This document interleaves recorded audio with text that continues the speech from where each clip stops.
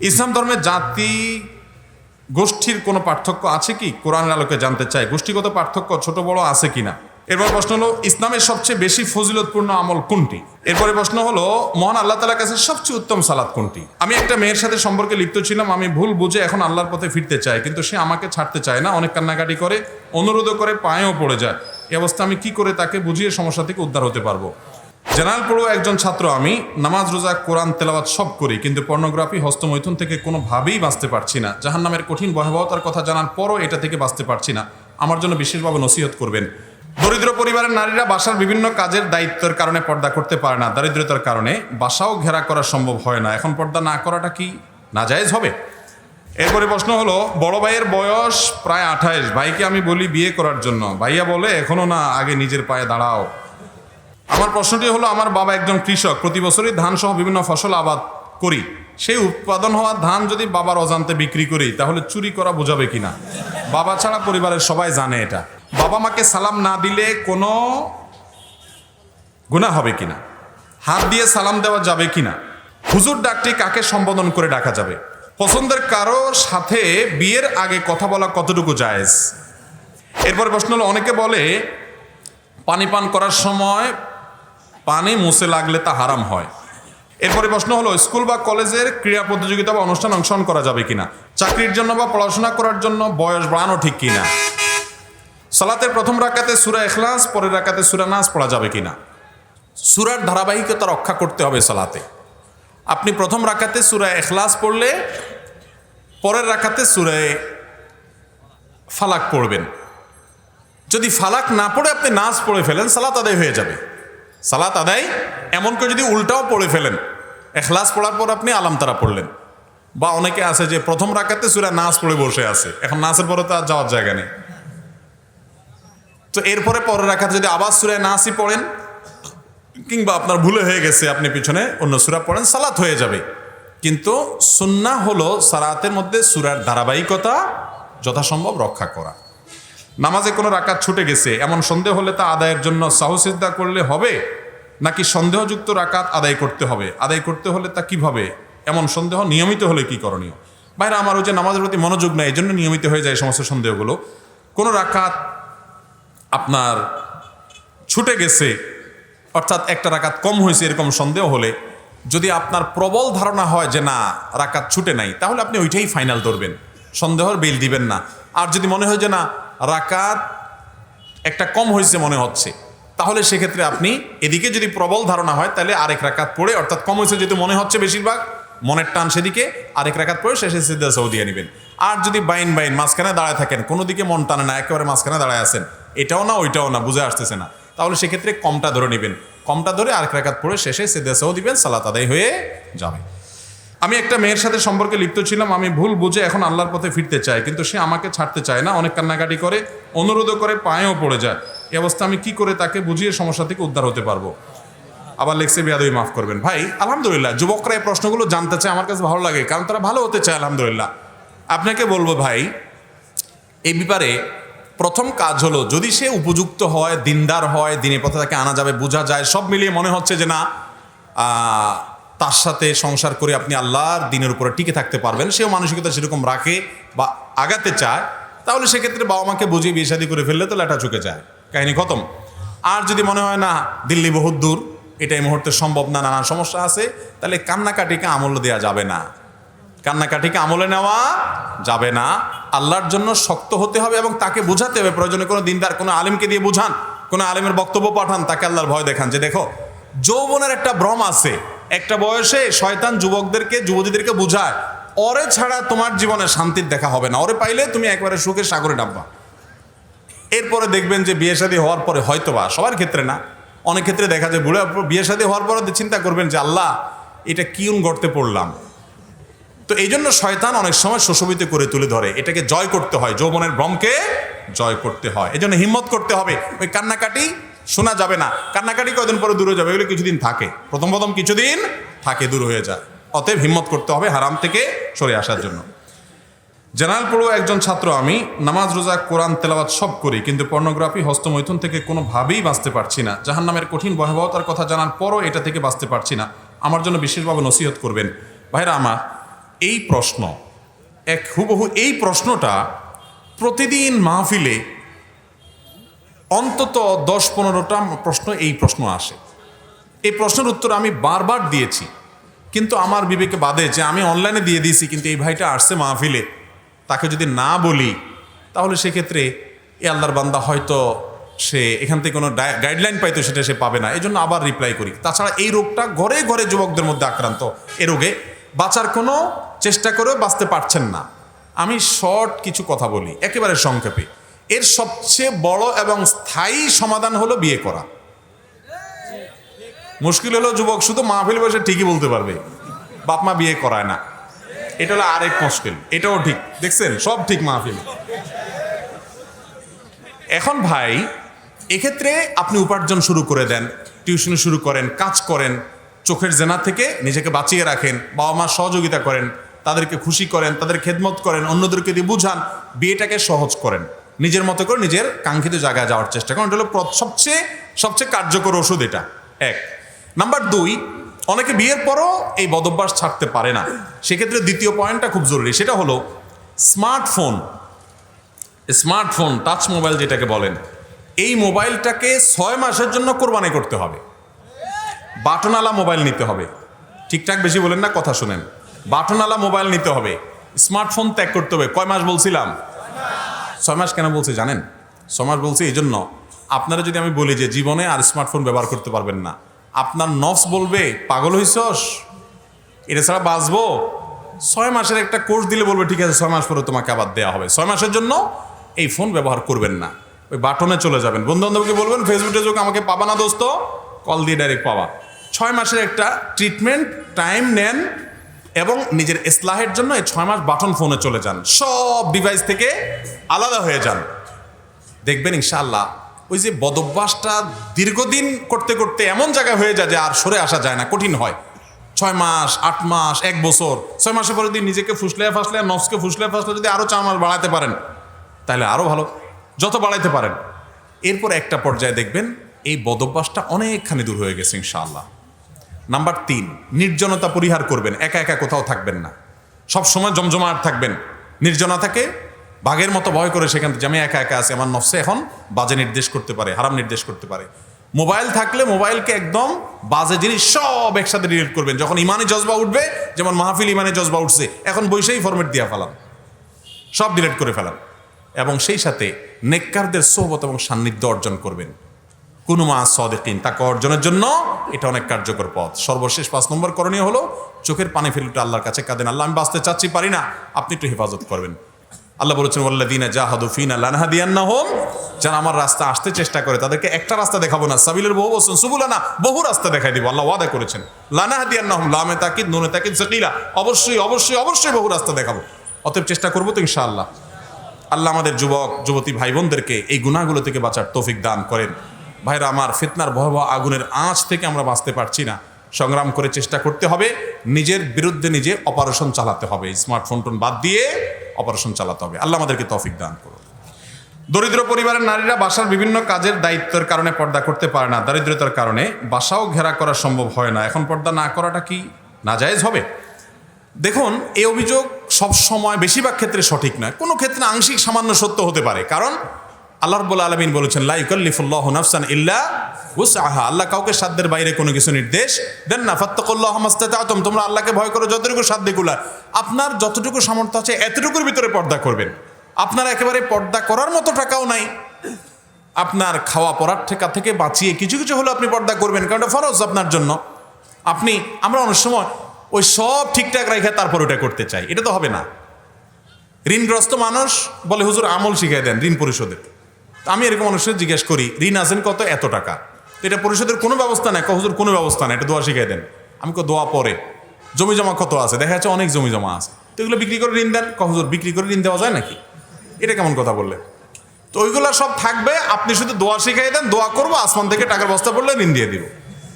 আমরা এরকম চাই, এইটা তো কোনো কথা না। আপনার সাধ্যের সবটুকু শেষ করতে হবে। এখন কথা হলো পর্দা করার মতো মিনিমাম শক্তি যা আছে ততটুকু আপনি ব্যয় করবেন, এরপরও হয় না, আল্লাহ তাআলা অবশ্যই সেটা কি করবেন? মাফ করবেন। যে পর্দা আপনার সর্বোচ্চ শক্তি ব্যয় করার পরও আপনি পরিপূর্ণ করতে পারছেন না, একটু বেপর্দা হয়ে যাচ্ছে টাকার অভাবে, আল্লাহ তাআলা মাফ করবেন। তারপরে কোনো ভালো আলেমের সাথে পরামর্শ করে আপনার পুরো এনভায়রনমেন্ট এবং পরিবেশটা কিভাবে পর্দার জন্য আনতে পারেন সেটা আপনি পরামর্শ করবেন।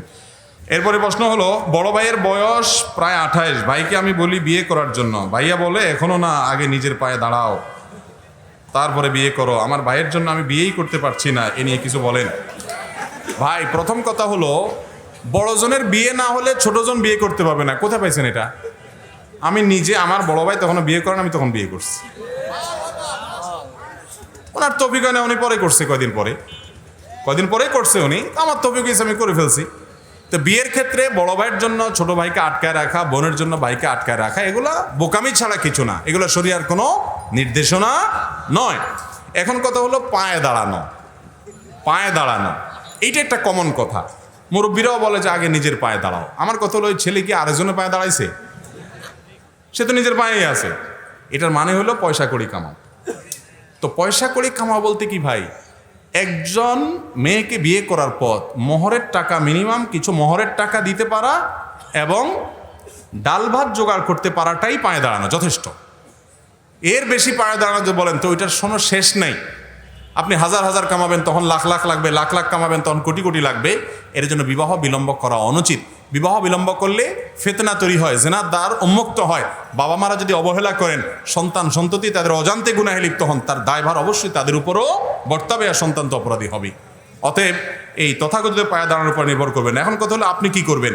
আপনি আপনার আব্বাকে, বড় ভাইকে কোনো হুজুরের কাছে নিয়ে, হুজুরের চাপানি খাওয়ায় ভালো করে বুঝান, যে এদেরকে একটু বুঝান যাতে করে এরা আমার বিয়ে না আটকায়। সে চেষ্টা করেন, আর সেই সাথে নিজে গুনাহ থেকে বাঁচার চেষ্টা করেন। যুবকরা শুধু বিয়ে করার জন্য প্রশ্ন দেয়, হুজুর বলে দেন বিয়ে করে দেয়। আরে ভাই, গুনার রাস্তাতে সরে আসেন। আপনাকে কে বলছে চোখের গুনার জায়গায় যাইতে? আল্লাহ বলছেন ওয়ালা তাকরাবুজ জিনা, জিনার কাছেও যেও না।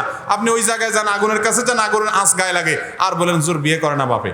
আপনি সরে আসেন না গুনাহের জায়গা থেকে, এরপরে চেষ্টা করেন। আমার প্রশ্নটি হলো, আমার বাবা একজন কৃষক, প্রতি বছরই ধান সহ বিভিন্ন ফসল আবাদ করি। সেই উৎপাদন হওয়া ধান যদি বাবার অজান্তে বিক্রি করি, তাহলে চুরি করা বোঝাবে কিনা? বাবা ছাড়া পরিবারের সবাই জানে এটা। ভাই, বাবার জিনিসও যদি তার অজান্তে নেন, ওটা চুরি হবে। বাপের জিনিস দেখে আপনি বিক্রি করে ফেলবেন, তারে না জানায় জিনা, এটা হবে না। পরিবারের সবাই জানে, মানে মা বোন সবাই জানে আপনি চোর। শুধু বাপ জানে যে আমার পোলাটা ফেরেশতা। তো এটাতে কি লাভ হলো? না ভাই, এটা করা যাবে না। বাবার জিনিসও তার অনুমতি ছাড়া আপনি বিক্রি করতে পারবেন। হ্যাঁ, আপনি এখনো অপ্রাপ্ত বয়স্ক, আপনার ভরণ পোষণ দেয় না বাপে, আপনি সেই জন্য তার থেকে আদায় করেন, এটা তো ভিন্ন ইস্যু, এরকম তো না। অতএব বাবার জিনিস নিজের অজান্তে নেওয়া যাবে। অনেক মহিলা প্রশ্ন করে, স্বামীর পকেটের টাকা তারা না বলে নেওয়া যাবে কিনা? না, নেওয়া যাবে না। কিন্তু স্বামী যদি মোহরের টাকা না দেয়, আপনার প্রাপ্য অনেক কিছু না দেয়, এবং দিবেও কোনো আলামতও বোঝা যায় না, তাহলে যতটুকু প্রাপ্য আছে ততটুকু আপনি আদায় করে নিতে পারবেন। তাই বলে আবার চুরি করে ধরা খায় আমার দোষ দিয়েন না। বিশ্বাস করাও শিরক, এটা বিশ্বাস করাও কি? এই গণকের কাছে গেলেও ইবাদত কবুল হয় না। আর তার কথা যদি বিশ্বাস করে, তাহলে তো আরো ভয়াবহ অবস্থা। নবী করিম সাল্লাল্লাহু আলাইহি ওয়াসাল্লাম হাদিসে সতর্ক করা হয়েছে, হাত দেখে যদি ভাগ্য গণনা করা যায়, তো তাহলে ওর নিজের ভাগ্য নিজে বুঝতো যে ওর রাস্তা বসে হাত গোনা লাগে না। অতএব এই সমস্ত অযৌক্তিক, অবৈজ্ঞানিক এবং কোরআন এবং সুন্নাহর সাথে মিলে না এই ধরনের বিষয় একজন ইমানদার বিশ্বাস করবে। হাতে বিভিন্ন রকমের ম্যাসাজ করে, আপনার আকুপ্রেশার, তারপর আকুপাঞ্চার, বিভিন্ন রকমের ট্রিটমেন্ট আছে যেগুলো নার্ভের সাথে সম্পর্ক আছে, ওখানে ম্যাসাজ করে ট্রিটমেন্ট করে, সেটা তো ভিন্ন বিষয়, সেটা তো নাজায়েজ হওয়ার কারণ নাই। কিন্তু হাত দেখে গণনা করে তারপরে যা ট্রিটমেন্ট করা অথবা ভাগ্য ঠিকঠাক করে দেওয়া, এটা কখনো কোরআন হাদিস দ্বারা প্রমাণিত না। এরকম অনেক গণকের কাছে ছোটবেলা আমি বসে দেখছি, এরা কি গণে টনে। আমি দেখছি যে বেশিরভাগই ধরে লম্বা একটা নিঃশ্বাস দেয়, একটা বড় করে একটা চাহনি দেয়, এমনি করে দিয়ে এরপর বলে সবই ঠিক আছে, আপনার জীবনে একটা ফাঁড়া আছে, এটা কাটাইতে পারলে সব শেষ, আপনার আর কোনো বাধা নেই। আপনার যে কোনো কাজে বাধা আসে, তাই না? হ্যাঁ হ্যাঁ, তাই তো। সবার জীবনে দেখবেন খুঁজলে যে এরকম বাধা আসেই। এরকম কমন কিছু জিনিস বলে, আপনি চিন্তা করছেন হায় হায় খেটে গেছে, তো ইমানটা ওখানে থুয়ে চলে আসছে। মুসলমান এত ঠুনকো তাওহীদওয়ালা হলে সে কিসের মুসলমান? আল্লাহ রাব্বুল আলামিন তিনি একমাত্র আলিমুল গায়ব, তিনি একমাত্র ভবিষ্যৎ সম্পর্কে জানেন, আর কেউ বলতে পারে না। অতএব এগুলোর প্রতি বিশ্বাস একজন ইমানদারের থাকবে না, জায়েজ না এই সমস্ত ট্রিটমেন্ট নেওয়া। বাবা মাকে সালাম না দিলে কোনো গুনাহ হবে কিনা? ভাই অনেক ছেলে মেয়েরা আছে বাবা মাকে সালাম দেয় না, বাকি সবাইকে সালাম দেয়। আপনাদের মধ্যে আছে এরকম লোক? সবাইকে সালাম দেয়, আব্বাকে সালাম দিতে একটু লজ্জা লাগে, আম্মাজানকে সালাম দিতে একটু, মা বাপরে সালাম দিলে মা বাপ নিজে অবাক হয়ে যায়, কি ব্যাপার এই ছেলে আমাকে সালাম দিল, কারণ কি? এ তো আমার সালাম দেওয়ার কথা না। এক ভদ্র মহিলা একবার আমার ওয়াইফকে বলছিল, বলে যে আমি আগে দিনের দিকে ছিলাম না, আল্লাহ আমাকে হেদায়েত দিয়েছেন, আগাইছি, ওলামাদের কথা শুনি আলহামদুলিল্লাহ। এখন আমার স্বামীকে উনি বাসায় আসলেই লম্বা একটা সালাম দেই, জুতাটা সোজা করি, সে খিলখিল করে হাসা শুরু করে, কারণ সে চিন্তা করলে হায় সূর্য কোন দিকে উঠলো আজকে। ভাইরা আমার, আপনার সালামের সবচেয়ে বড় হকদার তো আপনার আব্বা আম্মা। তাদেরকে সালাম দিতে যদি আপনার লজ্জা অনুভব হয়, তাহলে আপনি নিশ্চিত থাকেন আপনার পেছনে একটা ইবলিস লাগছে। এবং আপনার মনে হতে পারে যে আল হায়া ও সওবাতুম মিনাল ঈমান, লজ্জা ঈমানের অঙ্গ, তাহলে আমার মধ্যে লাজুকতা ভাব আছে, আমি তো বোধহয় ভালো মুসলমান। না না, সব লজ্জা ঈমানের অঙ্গ না। যেই লজ্জা আপনাকে ভালো কাজ থেকে দূরে রাখে, ওটা কুফরির অঙ্গ। ঈমানের অঙ্গ তো ওই লজ্জা, যে লজ্জা আপনার অন্যায় করতে, অপরাধ করতে বুক কাঁপে, লজ্জা হয়। একাকি মোবাইলে হারাম জিনিস দেখার সময় আপনার লজ্জা হয় যে আমার আল্লাহ দেখছেন না, ওইটা হলো ঈমানের অঙ্গ। অতএব বাবা মাকে সবার আগে সালাম দিতে হবে। অনেক বাবা মা আছে ছেলে মেয়েকে সালাম দিতে পারে না, লজ্জা পায়, বড় ভাইকে সালাম দিতে পারে না, বোনকে সালাম দিতে লজ্জা হয়, আছে না? এই লজ্জাকে জয় করতে হবে। ওই যে আছে না, বলে না, লজ্জাকে জয় করতে হবে, সাহসী হতে হবে। এখন আমার দেশে তো অনেক উল্টাপাল্টা কাজ করলে বলে সাহসী। হ্যাঁ, বেহায়ামি করতে পারছে, নির্লজ্জতা করতে পারছে, বলে কি করছে? সাহসী কাজ করতে পারছে, সাহসী অভিনয় করতে পারছে। এর কাজ যদি সাহসী হয়, তাহলে কুকুর বিড়াল তো এর চেয়ে বড় সাহসী, কারণ সব খুলে ফেলছে। এটা কোনো সাহস হলো? সাহস হলো কি, যে বাবা মাকে সালাম না দিতে না দিতে আমার বদভ্যাস হয়ে গেছে, আমি এখন জয় করব আমার এই ভয়কে, আমার এই লজ্জাকে, আসসালামু আলাইকুম বলবো, বাপ হেসে দেখ, মা হেসে দেখ, অবাক হোক, তারপরও আমি করবো ইনশাআল্লাহ, চেষ্টা করবো তো ইনশাআল্লাহ। অনেক ভালো কাজ করতে শয়তান এরকম লজ্জা আপনার মধ্যে তৈরি করে। স্বপ্নদোষ হয়েছে, কোথাও বেড়াইতে গেছেন, এখন গোসল করতে গেলে সবাই জেনে যাবে আপনার লজ্জা হচ্ছে, এই লজ্জা শয়তান সৃষ্টি করতেছে, এটাকে জয় করে সাহসী হইতে হবে।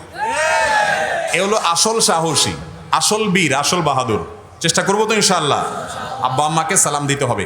না দিলে গুনাহ হবে কিনা? উত্তর হলো সালাম দেওয়া তার ফরজ, ওয়াজিব না, না দিলে গুনাহ হবে না।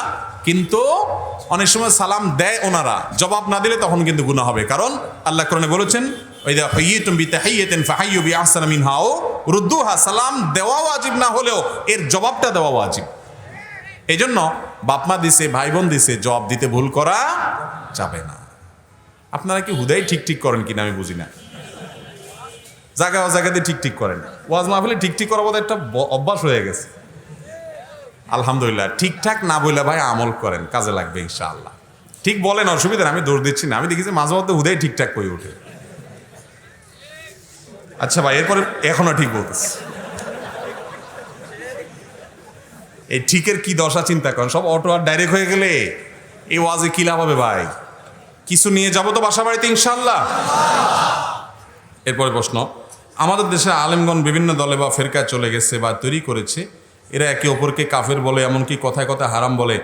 মুসলমান যারা, তারা জানতে চায়, আশা করি বুঝিয়ে বলবেন। ভাই, এই বিষয়ে তো আলহামদুলিল্লাহ আলোচনা হয়ে গেছে, কথার মধ্যে চলে আসছে। আলেমদের দোষ না দেখে আমরা আমাদের দায়িত্বটা দেখি। আপনারা কোনো হুজুরের পিছে যায় আরেক হুজুরের গোষ্ঠী উদ্ধার করিয়েন না। কথা কি বুঝাতে পারছি? আমরা হুজুররা যেন আপনাদেরকে ব্যবহার করতে না পারি, সাবধান থাকবেন। স্যার রহমাহুল্লাহর একটা বক্তব্য আছে, শুনছেন আপনারা? স্যার বলেছিলেন যে আমরা হুজুররা নিজেরা কামড়া কামড়ি করবো, আমাদের দলাদলি গ্রুপবাজি করবো, এটা আমাদের ব্যাপার সেবার। আপনারা এখানে আইসা নিজেদের ইমান আমল নষ্ট করেন না। দেখবেন ফেসবুকে এক হুজুরের ভক্ত, এক হুজুরের মুরিদ অন্য হুজুরের গোষ্ঠী উদ্ধার জন্য উনি কিবোর্ড জিহাদ করতে আছে না নাই?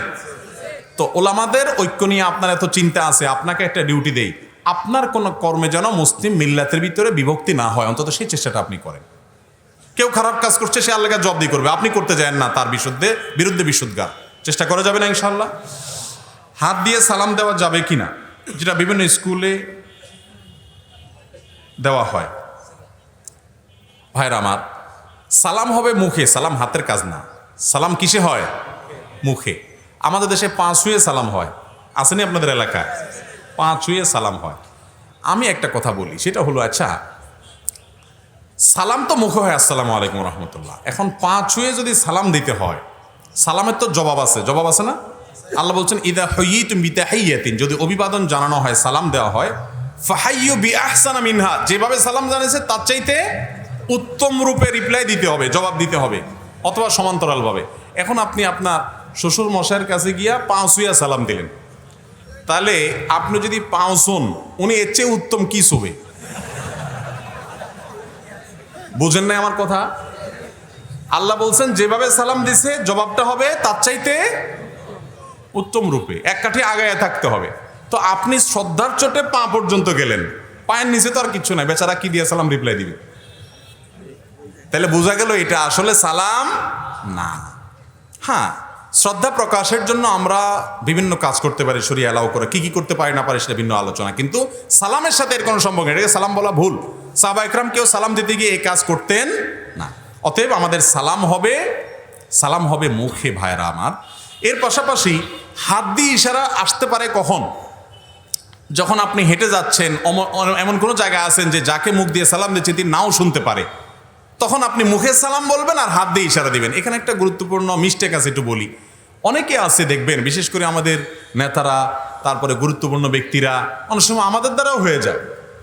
সেটা হলো না জানা কারণে অনেকে করে ফেলেন। সেটা হলো, অর্থাৎ অনেক আলেম এরকম করে ফেলেন। সেটা হলো যে ধরেন কথার কথা বাহিরে লোক আসছে, আপনি গায়ের ভিতরে আছেন বা অন্য কোথাও আছেন, আপনি এভাবে হাত নাড়াচ্ছেন, আছে না? এটা ইহুদিরা সাধারণত এটা করতো। মুখে কোনো সালাম নাই, হাত দিয়ে ইশারা দিয়ে সালাম। হ্যাঁ, হাত দিয়ে ইশারা করবেন, কিন্তু মুখে সালাম থাকবে। যে এত মানুষ ওই শেষ মাথা পর্যন্ত সালাম শুনবেন, আমি মাইকে নাই, দাঁড়ায় আছি, তখন আমি মুখে আসসালামু আলাইকুম বলে হাত দিয়ে ইশারা দেবে, মানে আমি সালাম দিলাম, আপনারা তখন ওয়ালাইকুম আসসালাম বলবেন। এটা সুন্নাত দ্বারা, এটা জায়েজ, এটাতে কোনো অসুবিধা নাই। হাত নাড়বেন, কিন্তু মুখে কি থাকবে? সালাম। মুখে কোনো সালাম নাই, শুধু হাত দিয়ে ইশারা করছেন, এটা কোনো শরঈ অভিবাদন নয়। কথা বুঝাতে পারছি? তাহলে মনে করেন স্যার আসছেন বা স্যার যাচ্ছেন, বা এমন কেউ আছেন যে আপনি ইশারা করলে তিনি টের পাবেন আপনি সালাম দিয়েছেন, তখন সেক্ষেত্রে ইশারা করবেন হাত দিয়ে, আর মুখে কি থাকবে? আসসালামু আলাইকুম ওয়া রাহমাতুল্লাহ, এটা থাকবে। এটা হলো সুন্নাহসম্মত।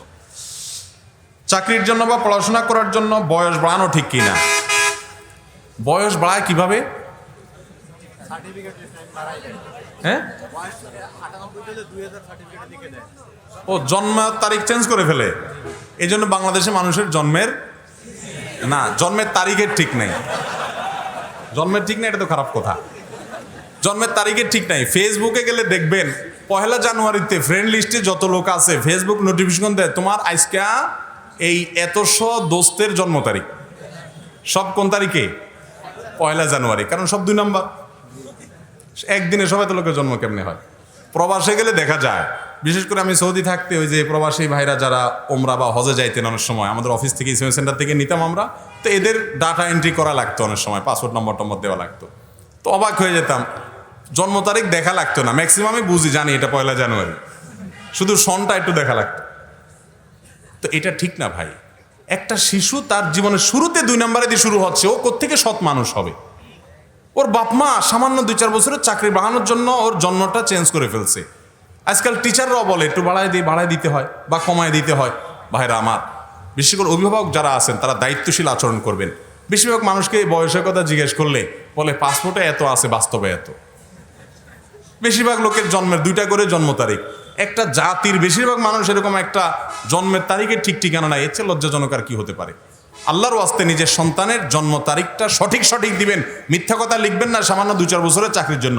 2-4 বছরের চাকরিতেও লাখপতি কোটিপতি হয়ে যাবে না, আর ওই পর্যন্ত বাঁচবে কিনা তাও তো জানেন না। আপনি একটা মিথ্যা লিখে দিয়েছেন তার জীবনের শুরুতে, একটা মিথ্যার উপরে ভিত্তি দাঁড় করে দিয়েছেন সন্তানের। এটা কখনো উচিত নয়, পরিষ্কার হারাম। মিথ্যা কথা বলা পরিষ্কার হারাম। অতএব এখানে হারাম হচ্ছে, প্রতারণা হচ্ছে। আপনার বয়স এত না, কিন্তু চাকরি করছেন ওই বয়সে, তাহলে প্রতারণা করছেন, অন্যের হক নষ্ট করছেন, এবং সে সাথে আপনি মিথ্যা কথা বলছেন, কতগুলো কবিরা গুনাহ। অতএব এই দায়িত্ব জ্ঞানহীন কাজ করা হারাম। ইসলাম ধর্মের জাতি গোষ্ঠীর কোনো পার্থক্য আছে কি? কোরআনের আলোকে জানতে চাই, গোষ্ঠীগত পার্থক্য ছোট বড় আছে কিনা? এক গোষ্ঠীর ছেলে মেয়ে অন্য গোষ্ঠীর ছেলে মেয়ের সাথে বিবাহ দেওয়া যাবে কিনা? ভাইরা আমার, ইসলামে গোষ্ঠীগত জাতিগত কোনো ভেদাভেদ, কোনো সাম্প্রদায়িকতার কোনো স্থান ইসলামে নাই। নবী করিম সাল্লাল্লাহু আলাইহি ওয়াসাল্লাম বিদায় হজের ঐতিহাসিক ভাষণে বলে গেছেন যে লা ফাদলা লিআরাবিয়্যিন আলা আজমিয়্যিন। এটা আরাবিয়ানদের মধ্যে এই খুতবা দেওয়া যে কত কত একটা ঐতিহাসিক ব্যাপার, এটা আরবিয়ানদের মন মানসিকতা যারা না জানে তারা ছাড়া কেউ বলতে পারবে না। আরবদের সামনে খুতবা বলা যে লা ফাদলা লি আরাবিয়্যিন ওয়া আলা আজামি, অনারবের উপরে কোনো আরাবিয়ানের কোনো শ্রেষ্ঠত্ব নাই, আপনি আরব এজন্য মর্যাদা বেশি। জি না, মর্যাদা হলো তাকওয়ার ভিত্তিতে। ইন্না আকরামাকুম ইনদাল্লাহি, আল্লাহ কোরআনে বলেছে ইন্না খালাকনাকুম শুউবান ওয়া ক্বাবাইলা লিতাআরাফু, বিভিন্ন গোত্রে বিভিন্ন শ্রেণীতে তোমাদেরকে বিভক্ত বা সৃষ্টি করা হয়েছে, এটা শুধু চেনার সুবিধার জন্য। ইন্না আকরামাকুম ইনদাল্লাহি আতকাকুম, তোমাদের সবচেয়ে সম্মানিত আল্লাহর কাছে তাকওয়া বেশি। অতএব এই গোষ্ঠীগত বা আপনার জাতফাতের কোনো চিন্তাভাবনা ইসলামে নাই কোনো অবস্থাতেই। যদি কেউ বিয়ে শাদীর ব্যাপারে অন্যদেরকে তুচ্ছ-তাচ্ছিল্য করে দেয়, জাত ছোট বংশ ছোট, সেটা মূর্খতা ছাড়া আর কিছু না। হ্যাঁ, একটা ব্যাপার আছে যে ম্যাচিংয়ের ব্যাপার, যেটাকে কুফু বলা হয়, সেটা ভিন্ন বিষয়। এর সাথে জাতের সম্পর্ক নাই যে অমুকের সাথে বিয়ে দিলে জাত চলে যাবে, অমুকের গায়ে লাগলে জাত চলে যাবে। অনেক ধর্মে আছে, ইসলামে সেটা নাই। বেলাল হাবশী রাদিয়াল্লাহু তাআলা আনহু তিনি অনেক সিনিয়র সাহাবীদের চাইতে বেশি প্রাধান্য পেয়েছেন অনেক কাজে। নবী আলাইহিস সালামের কাছে এগুলোর কোনো ব্যবধান ছিল না। ইসলাম তো এসেছেই দুনিয়া থেকে এগুলোকে বিদায় করার জন্য, সেখানে আবার ইসলাম এটা কোত্থেকে থাকে। এরপরে প্রশ্ন হলো, স্কুল বা কলেজের ক্রীড়া প্রতিযোগিতা বা অনুষ্ঠান অংশগ্রহণ করা যাবে কিনা? স্কুল বা কলেজে শিক্ষা প্রতিষ্ঠানে যদি কোনো ক্রীড়া প্রতিযোগিতা হয়, সেই ক্রীড়া প্রতিযোগিতাতে সেখানে যদি কোনো প্রকার হারাম কিছু না থাকে, শারীরিক কসরত বিনোদন থাকে, এবং মানসিক রিফ্রেশমেন্টের আয়োজন থাকে, বেপরদিগি না থাকে, সতর উন্মোচনের ব্যাপার না থাকে, সেখানে যদি তৃতীয় পক্ষ প্রতিষ্ঠান শুধু বিজয়ীদেরকে পুরস্কার দেয়, নিজেদের মধ্যে পুরস্কার আদান প্রদান না করে, অর্থাৎ জুয়া না থাকে, তাহলে সেক্ষেত্রে এগুলো হারাম হবে না, এগুলো জায়েজ হবে শরিয়ার শর্ত মেনে যদি করা হয়। এরপরে প্রশ্ন হলো, অনেকে বলে পানি পান করার সময় পানি মুছে লাগলে তা হারাম হয় না। এটা ভিত্তিহীন কথা ভাই। হারাম তো দূরের কথা, মাকরুও হবে না। পানি পান করার সময় বা কিছু খাওয়ার সময় যদি মোচে লাগে, তাহলে ওইটা পান করাটা অনেকে বলে মাকরু হবে। আজকে শুনলাম আবার আর কেউ বলে নাকি হারাম হবে। হারামও হবে না, মাকরুও হবে না। এবারে হাদিস কোরআনে কোনো নিষেধাজ্ঞা নাই। তবে এটা ঠিক যে আমাদের স্বাস্থ্যের জন্য এটা ক্ষতিকর, কারণ মোচে এখানে নানা জীবাণু থাকতে পারে, ময়লা থাকতে পারে। এটা ভিজে গেলে, এটা আমার ভিতরে পাওয়া গেলে পেট খারাপ হতে পারে, স্বাস্থ্য খারাপ হতে পারে, স্বাস্থ্যগত বিষয়। তাই বলে আপনার এটা খাওয়ার ব্যাপারে এই ধরনের কাজ শরীয়তে নিষেধ আছে এমন কোনো কথা নেই ভাই। বেশিরভাগ ক্ষেত্রে আপনি পানি বা অন্য কিছু পান করতে গেলে মোচে হালকা লাগবেই লাগবে, ছোট মোচ হলেও লাগবে। এটা হারাম হলে তো দুনিয়াতে ঠোঁট উঠায় ধরে চিমটি দিয়ে তারপর খাইতে হবে। হুজুর ডাকটি কাকে সম্বোধন করে ডাকা যাবে? আমার দেশে অনেকে মনে করে আলেমদেরকে হুজুর ডাকা যাবে না। অনেকে বলে হুজুর শুধু একজন, তিনি কে? হুজুর সাল্লাল্লাহু আলাইহি সাল্লাম। কথা শুনতে মনে হয় অনেক ভক্তি অগাধ অন্তরে, শুধু ওনাকে হুজুর বলবে আর কাউকে বলবে না। ভাই, হুজুর মানে উপস্থিত। হুজুর শব্দের অর্থ কি? উপস্থিত মূলত। তো যে কোনো ব্যক্তিকে সম্মান জানিয়ে জনাব অথবা ওই যে ইংরেজিতে স্যার, ম্যাডাম বা এই টাইপ কিছু বলে, হুজুর শব্দের অর্থ যাই হোক, এটা বলতে বোঝানো হয় উপস্থিত ব্যক্তি, সম্মানিত ব্যক্তি, এটা। অতএব এটা যে কোনো ব্যক্তিতে বলাতে কোনো অসুবিধা নাই। শুধুমাত্র রাসূল আকরাম সাল্লাল্লাহু আলাইহি সাল্লামকেই বলা যাবে, আর কারো বলা যাবে না। শব্দের অর্থের মধ্যে সেরকম কিছু নাই। অনেকে আবার বলে যে রাসূল আকরাম সাল্লাল্লাহু আলাইহি সাল্লামকে হুজুর বলা যাবে না, কারণ তিনি তো উপস্থিত নাই। ভাই, এই শব্দের অর্থ মিন করে যারা উপস্থিত আছে তাদেরকে মিন করে হুজুর বলা হয়, ব্যাপারটা এরকম না। একজন ঢাকায় আছে, তাকেও তো বলা হয় হুজুর, এখন ঢাকায় আছে, অথচ বলা হচ্ছে হুজুর। তো শব্দের অর্থ তো উদ্দেশ্য না। উদ্দেশ্য হলো যে এই হুজুর শব্দ বলে বুঝাচ্ছেটা কি? ইন্নামাল আমালু বিন্নিয়াত। উদ্দেশ্যটা কি? উদ্দেশ্য হলো সম্মান জানানো, জাস্ট জনাব বলা। এই জনাবের জায়গায় হুজুর বললে কোনো সমস্যা, অন্তত এটা ঈমান আকীদা নষ্ট হবে, শিরক হবে। রাসূল সাল্লাল্লাহু আলাইহি সাল্লাম ছাড়া কাউকে বলা যাবে না, বা রাসূল সাল্লাল্লাহু আলাইহি সাল্লামকেও বলা যাবে না। ব্যাপারগুলো এরকম মনে করি না আমরা। পছন্দের কারো সাথে বিয়ের আগে কথা বলা কতটুকু জায়েজ? পছন্দের মানুষের সাথে বিয়ের আগে কোনো কথা বলা, বিশেষ করে স্বামী স্ত্রী সুলভ কথা বলা জায়েজ নাই, গুনাহ। হ্যাঁ, আমাদের দেশে একটা ব্যারাম আছে, সেটা হলো এঙ্গেজমেন্ট। আংটি একটা পরায় দিয়া বলে এটা বুক হয়ে গেছে, 2 বছর পরে বিয়ে। এটা কি আবার? ইসলামে সব এঙ্গেজমেন্ট নাই। পছন্দ হয়েছে, সব কথা ঠিকঠাক হয়েছে, আগদ হয়ে যাক, উঠাউটি পরে হোক, সমস্যা নেই। বিশেষ করে অনেক বাবা মা আছেন, তাদেরকে বলছি, আপনাদের ছেলে মেয়ে এখনো ছাত্র মানুষ, কিন্তু এখন এই মুহূর্তে তার বিয়ে না হলে সে গুনাহ থেকে বাঁচতেও পারছে না। আবার বিয়ে করায় দিলে এই মুহূর্তে পড়ালেখার সমস্যা, আয় ইনকাম নাই। তো সবচেয়ে সহজ বুদ্ধি হলো আগদ পড়ায় দেন। পছন্দের ভালো পাত্র পাইলে আগদ পড়ায় দেন। তারা স্বামী স্ত্রী সুলভ এমনিও ইটিস পিটিস করবে, তো হালাল পন্থায় করুক। অতএব উঠানো যেটা স্বামী স্ত্রী সুলভ একসাথে থাকা, সেটা পরে হোক আস্তে ধীরে। এরকম বুদ্ধি, এরকম পদ্ধতির মাধ্যমে আমরা গুনাহ থেকে আমাদের সন্তানদেরকে বাঁচাতে পারি, এই পদ্ধতিতে আমরা যেতে পারি। তো বিয়ের এঙ্গেজমেন্ট হলে স্বামী স্ত্রী হয়ে যায় না, অনেকে এঙ্গেজমেন্ট হলে স্বামী স্ত্রীর সব আলাপ শুরু করে দেয়। না ভাই, জায়েজ নাই, আগদ হয়ে যেতে হবে। ইজাব কবুল, প্রস্তাব এবং সম্মতি দুজন সাক্ষীর সামনে হয়ে যাবে, বিয়ে পড়ানো হয়ে যাবে, বাস। এরপরে উঠানি না হোক, দুজন দু জায়গায় থাকুক, তারপরে কথাবার্তা স্বামী স্ত্রী সুলভ আলাপ করা যাবে। খাজুরি আলাপ করতে থাকবেন যে এঙ্গেজ হয়ে গেছে তো চলবে না, আসলে দেশে কিন্তু জায়েজ হবে না। একজন জেনারেলের জন্য একই রুটিন, সবার জন্য একই রুটিন, 5 ওয়াক্ত সালাত আদায় করতে হবে, হারাম কাজ থেকে বেঁচে থাকতে হবে। ডক্টর খন্দকার আব্দুল্লাহ জাহাঙ্গীর রহমাল্লাহ বলতেন, আমার মতো দাড়ি পাকা বুড়ো, স্যারের কথা স্যার বলতেন, আমার মতো দাড়ি পাকা বুড়ো তাহাজ্জুদ পড়ে, অনেক নফল আমল পড়ে যেই পরিমাণ সওয়াব অর্জন করবে, তোমরা যুবকরা শুধু ফরজ নামাজ পড়লে আল্লাহর কাছে এর চেয়ে বেশি আল্লাহকে সন্তুষ্ট করতে পারবা। এই জন্য যুবক ভাইরা, আপনাদের খুব বেশি কিছু করতে হবে না, চোখের জেনা থেকে বাঁচেন, হারাম কাজ থেকে বাঁচেন, নিজের চরিত্রকে হেফাজত করেন, আর 5 ওয়াক্ত সালাত ঠিকঠাক মতো পড়েন। ইনশাআল্লাহ আপনাদের জন্য এই দুইটাই হলো মূল রুটিন। এর পাশাপাশি কোরআন হাদিসের ইলম অর্জন করেন, ইমান আকীদা ঠিক করেন, এবং আস্তে আস্তে বিল্ড আপ, সামনের দিকে আগান এবং আল্লাহর কাছে দোয়া করেন, ফিতনা থেকে বাঁচার চেষ্টা করেন। আমি সেনাবাহিনীর চাকুরি 10 বছর করি, যে কোনো কারণে আমার চাকরিটা চলে যায়, এখন আমি বাড়িতে কৃষি কাজ করি, কিন্তু কথায় কথায় আমার বাবা বলে আমার নাকি কোনোদিন উন্নতি হবে না। এখন আমি কি কারণে আমি কি করবো আপনার কাছে জানতে চাই। ভাইরা আমার, কৃষি কাজ করা অনেক ভালো কাজ, কৃষি কাজ করা অনেক ভালো কাজ। আল্লাহর জমিনে কয়েকটা শ্রেষ্ঠ পেশা যদি থাকে, তার ভিতরে একটা হলো কৃষিকাজ। আমাদের নবী করিম সাল্লাল্লাহু আলাইহি ওয়াসাল্লাম স্বয়ং কৃষিকাজে অংশগ্রহণ করেছেন, খেজুর গাছ লাগিয়েছেন, বহু নবী রাসূলগণ কৃষিকাজ করেছেন। এবং কৃষিকাজ এমন গুরুত্বপূর্ণ কাজ যে এই যে দুর্ভিক্ষের ঘনঘটা শোনা যাচ্ছে সারা দুনিয়াতে, অর্থনৈতিক মন্দা, যুদ্ধের কারণে, নানা কারণে, এখন কিন্তু সারা দুনিয়ার সবার মুখে একই সুর যে খালি জায়গাগুলোতে গাছগাছাড়া লাগান, ঠিক না? তো ভাবসাব আসে সুখের দিনে, যখন বিপদে পড়ি আমরা তখন সবাই জায়গায় আসি। নবী করিম সাল্লাল্লাহু আলাইহি ওয়াসাল্লামের এত হাদিস আছে কৃষিকাজের ফজিলতের ব্যাপারে।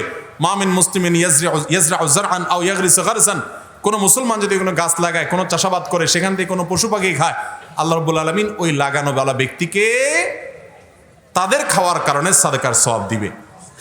আমি প্রায় বলি যে আপনি 200 মানুষ খাওয়াতে পারবেন। আপনারা যদি আমি বলি 200 পিঁপড়া দাওয়াত দিয়া খাওয়ান, অথবা 200 পোকামাকড়, 2000 পোকামাকড়ের দাওয়াত দিয়ে একবেলা খানা খাওয়ান, দাওয়াতই তো দিতে পারবেন না আপনি, ঠিক না ভাই? ঠিক। কিন্তু এই পদ্ধতিতে সম্ভব। নবী সাল্লাল্লাহু আলাইহি সাল্লামের বাতানো পদ্ধতি কি, সেটা কিছু গাছ লাগাই দেন, অটোমেটিক দাওয়াত দেয়া লাগবে না, বিনা দাওয়াতে এসে খেয়ে যাবে, ঠিক না? তো এই জন্য কৃষি কাজ করা খারাপ জিনিস না। আপনার বাপে খারাপ বলে, অন্যরা খারাপ বলে, এগুলোকে আপনি কেয়ার করবেন না, তাদের সাথে বেয়াদবি করবেন না, আপনার কাজ আপনি অব্যাহত রাখেন।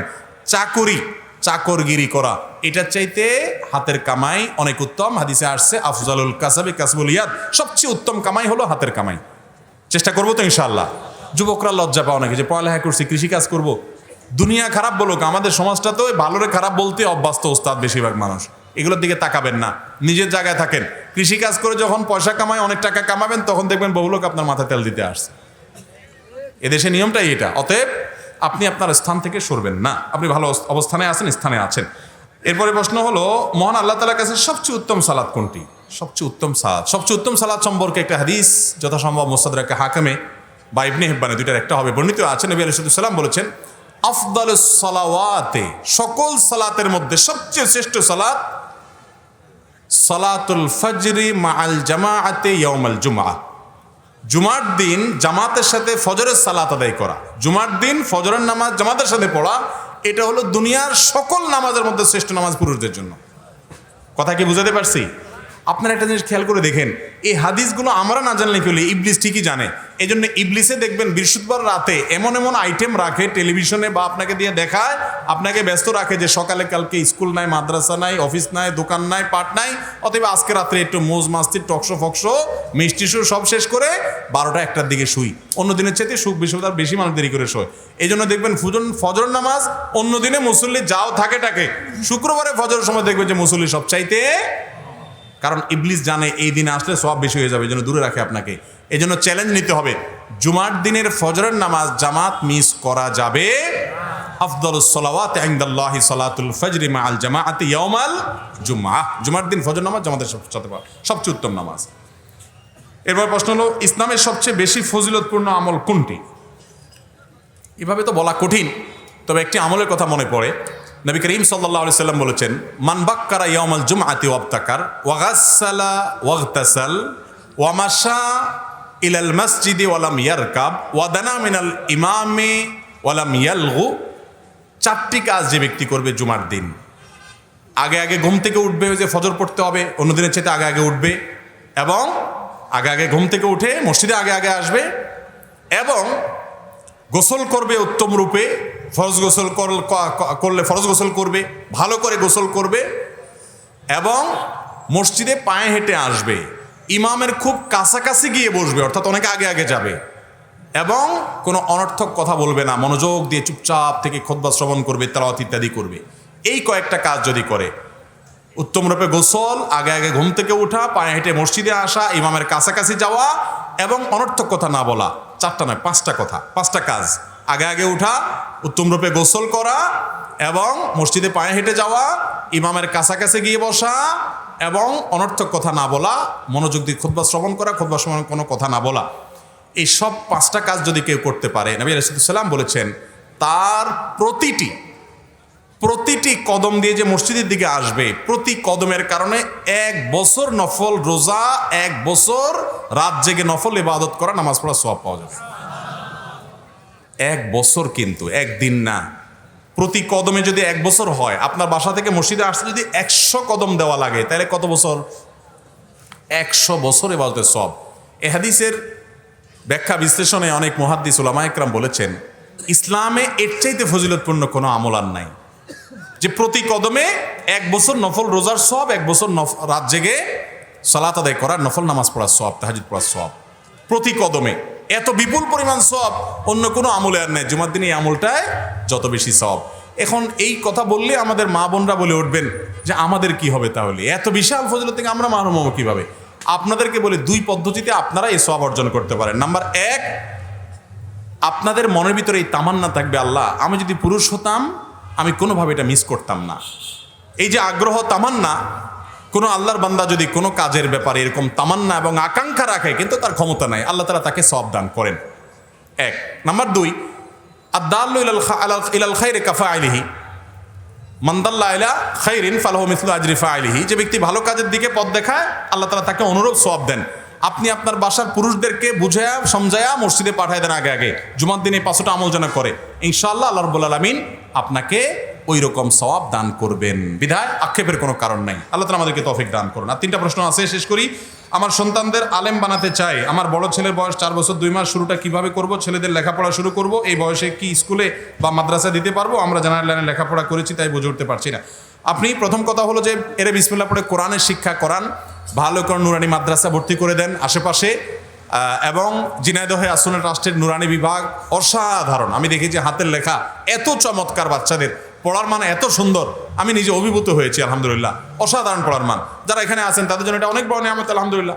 আশেপাশে আরও ভালো প্রতিষ্ঠান থাকতে পারে।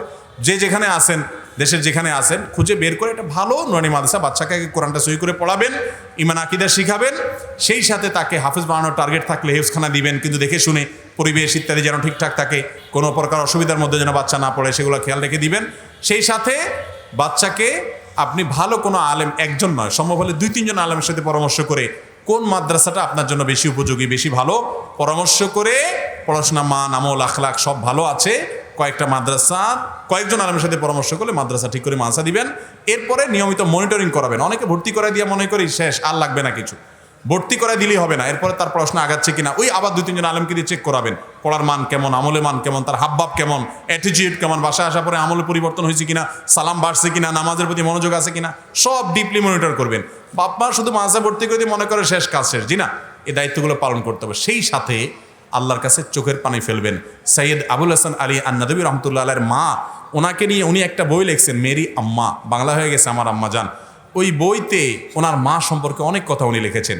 ওনার মা ছোটবেলা, উনি যখন পিচ্চি ছিলেন আলী মিনাদুর রহমতুল্লাহ আলাই, তখন ওনাকে জায়নামাজে, ওনাকে পাশে রেখে ওনার মা চোখের পানি ফেলে দোয়া করতেন, আয় আল্লাহ 1 से हज़ारों की ज़रूरत पूरी फरमा। আল্লাহ আমার এক আলিমিয়াকে দিয়া 1000 আলেম যে কাজ করতে পারে তাকে দিয়ে সে 1000 আলেমের কাজ নেন। আল্লাহ তাআলা ঠিকই হাজার হাজার আলেমের কাজ একজনকে দিয়ে নিয়েছেন।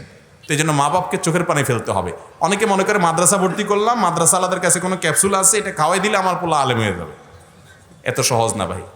নিজেও চেষ্টা করতে হবে, ডিপ মনিটর করতে হবে, নিয়মিত খোঁজ খবর নিতে হবে, কদ্দূর আগাচ্ছে না পিছাচ্ছে, আর চোখের পানি ফেলতে হবে, দোয়া করতে হবে। মুসলিম উম্মার বিভক্তি, এটা নিয়ে কথা হয়ে গেছে। মুসলিম যুবকদের প্রোডাক্টিভিটি কীভাবে বাড়ানো যেতে পারে, আলহামদুলিল্লাহ এটা নিয়ে বহুত কথা হয়ে গেছে। আমাদের কর্মমুখী হইতে হবে ভাই। মুসলিম যুবকদের প্রোডাক্টিভিটি বাড়ানোর জন্য কি হইতে হবে?